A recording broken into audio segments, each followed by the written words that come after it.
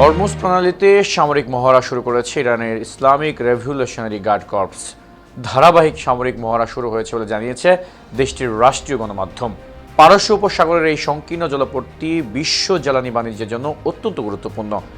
রাষ্ট্রীয় টেলিভিশনের খবরে বলা হয়েছে, আইআরজিসির প্রধানের তত্ত্বাবধানে নৌবাহিনী এসব নিবিড় মহড়া পরিচালনা করছে।